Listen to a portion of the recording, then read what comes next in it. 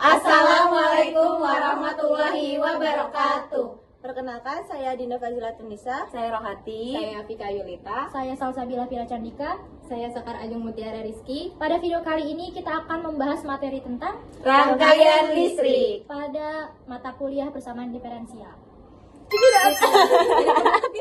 Oke, di materi pertama kita bakal ngebahas tentang rangkaian LC seri.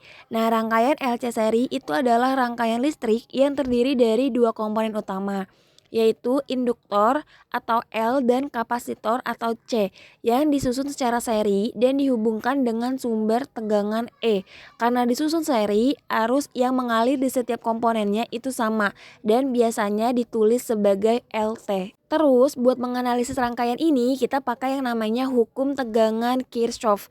Hukum ini menjelaskan kalau jumlah semua tegangan dalam satu lintasan tertutup harus sama dengan tegangan sumber. Jadi kita dapat persamaan VL ditambah VC sama dengan E. Nah, di sini VL adalah tegangan pada induktor, sedangkan VC adalah tegangan pada kapasitor. Tegangan pada induktor dipengaruhi oleh perubahan arus terhadap waktu, sedangkan tegangan pada kapasitor bergantung pada besar muatan listrik yang disimpannya. Kalau persamaan tadi kita turunkan terhadap waktu, kita akan mendapatkan model persamaan diferensial orde 2, yaitu L D pangkat 2 L per dt kuadrat ditambah 1 per C L sama dengan DE per DT. Persamaan ini digunakan untuk menggambarkan bagaimana arus listrik berubah seiring waktu di dalam rangkaian LC. Nah, kalau sumber tegangannya dihilangkan atau E sama dengan 0, persamaannya jadi lebih sederhana, yaitu D kuadrat L per DT kuadrat ditambah 1 per LC L sama dengan 0. Dari persamaan ini kita tahu kalau solusi arusnya berbentuk fungsi sinus dan kosinus. Artinya arusnya akan berosilasi atau naik turun secara periodik. Kenapa bisa begitu? Karena energi di dalam rangkaian terus berpindah-pindah. Awalnya energi disimpan oleh kapasitor dalam bentuk medan listrik, lalu energi itu berpindah ke induktor dan berubah menjadi medan magnet. Setelah itu, energi dari induktor kembali mengisi kapasitor. Proses ini terjadi terus secara bergantian sehingga terbentuklah yang namanya osilasi. Selain itu, pada rangkaian LC seri tidak ada resistor.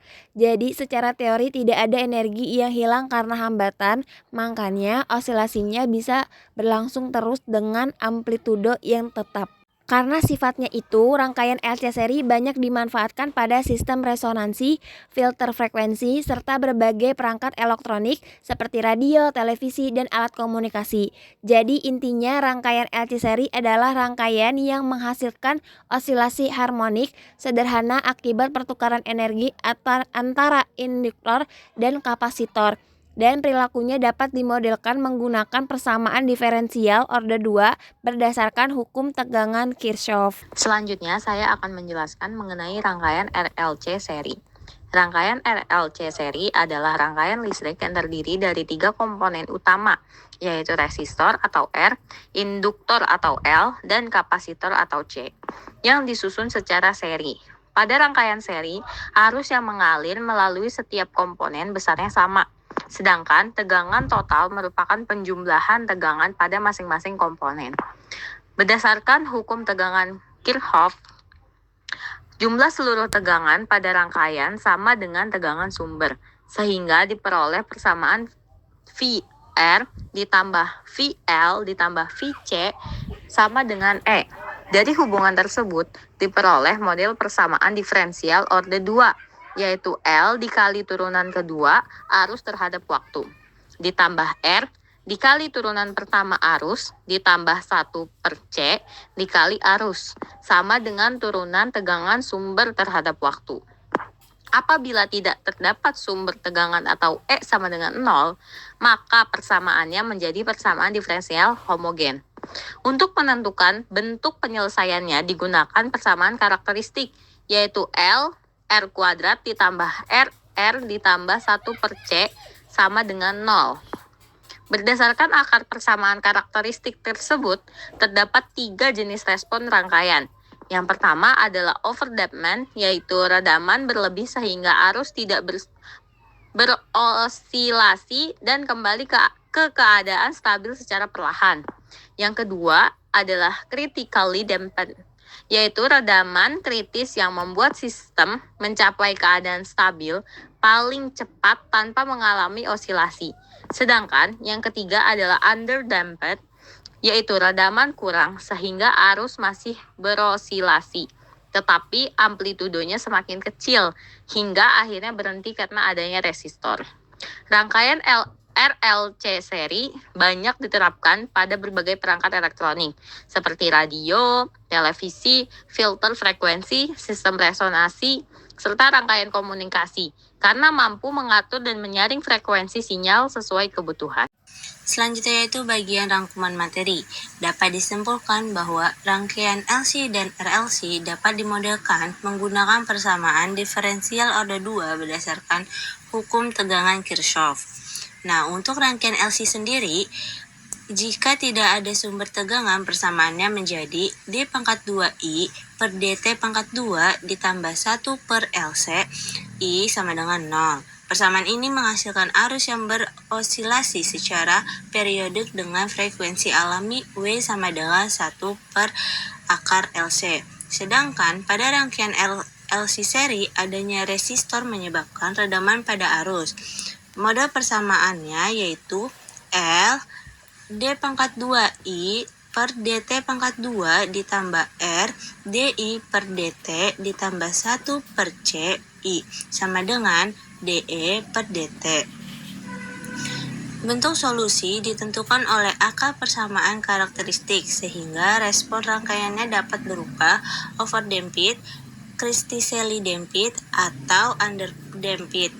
Jadi, perbedaan utama antara rangkaian LC dan RLC adalah keberadaan resistor, di mana rangkaian LC menghasilkan osilasi yang ideal, sedangkan rangkaian RLC mengalami redaman, sehingga perilaku arus bergantung pada nilai resistansinya. Nah, setelah kita tahu teori dasar tentang rangkaian LC seri, sekarang biar makin nampol nih ilmunya, kita langsung eksekusi ke contoh soal yang pertama. Tenang guys, ini nggak seserem kelihatannya kok. Oke, coba kita lihat soalnya dulu ya. Nah, di sini kita punya rangkaian LC seri. Dari soal kita udah dapet 3 model penting nih guys. Yang pertama induktor dengan model L sebesar 10 Henry. Kemudian kedua kita punya kapasitor sebesar 0,004 Farad. Dan yang ketiga sumber tegangannya itu nilainya 0. Nah, karena E sama dengan 0, otomatis persamaannya bakal lebih sederhana karena kita nggak perlu pusing mikirin tegangan luar. Yang ditanya di sini adalah persamaan arus I terhadap waktu. Oke, langkah pertama, kita masukin modal yang kita punya tadi nih ke model persamaan diferensialnya. Rumus aslinya kan D kuadrat I per DT kuadrat ditambah 1 per LC kali I sama dengan 0. Nah, bagian yang perlu kita hitung duluan itu yang 1 per LC guys.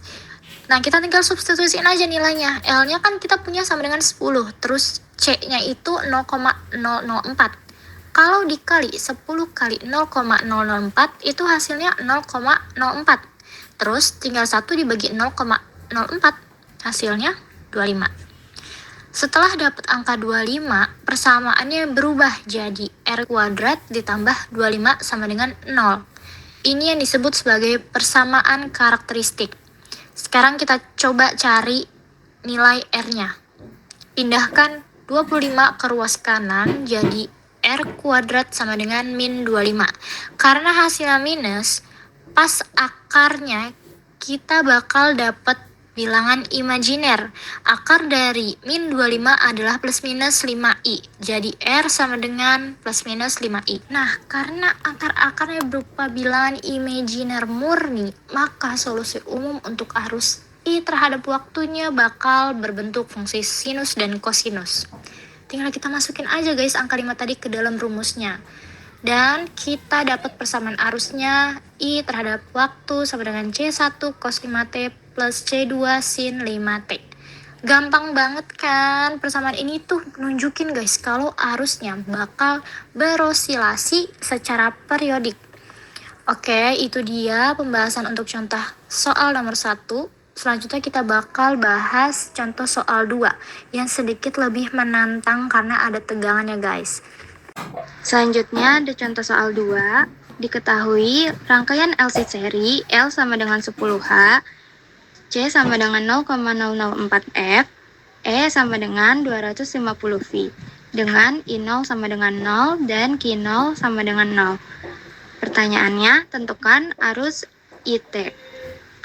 Q double aksen ditambah 25Q sama dengan 25.